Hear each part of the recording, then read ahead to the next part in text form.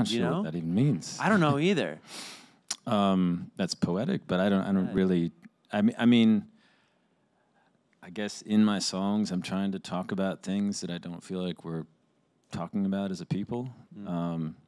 So I tend to gravitate towards subject matter that some people might think is arcane, but I kind of like the darker, weirder corners of history. And Like, give me an example if we have like a casual fan watching right now that hasn't heard the record yet.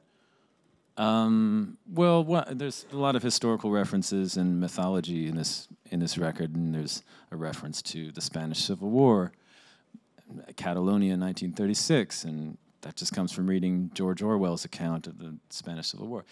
I don't expect people to be, have a degree in this stuff to know what I'm talking about. You can just look it up in 3 seconds, but Yeah. It's just just trying to reframe the conversation we're having as a people, and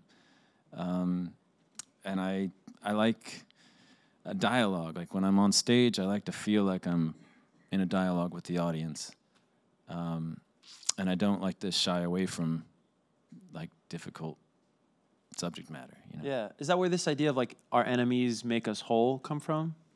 Well, that's kind of my. If there's a thesis to this whole album, that's kind of the idea. Like what's happening here in our culture now. There's always been that tendency to be attracted to our adversaries throughout history, but it's been amplified by social media to a frightening degree in the last few years, and it's just the way that's spinning out of control. But I'm just fascinated by that idea.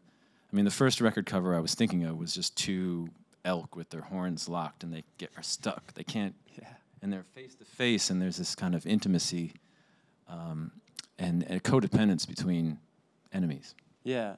It's interesting. So is it a good thing in your opinion? Or is it a bad thing that our enemies make us whole? It's a bad thing because it's filling something that's missing in ourselves. That need for an adversary is filling something that would be way more healthier to fill it with, So is there a healthy way to do that, or is it never healthy? Because you think about somebody, right, who's like been told when they're younger, like, oh, you're never going to be anything, and they use that adversary in a beneficial way for themselves. So is it all about how you approach the adversary? I just don't think just finding. I think there's like a George Saunders story that I love. That's about this guy who's just has no purpose in life. He's kind of a loser, and then suddenly there's like a disease that affects all the dogs in town that makes them attack people, and he suddenly becomes full of like purpose. He's going to eradicate all the dogs in town. So it's like sometimes that purpose gets filled with this all the wrong intentions. You know what I mean? That's what I'm talking about. Yeah. Like it's we need purpose, and you need that is a good thing. But when it gets directed towards something so self-destructive and wrong.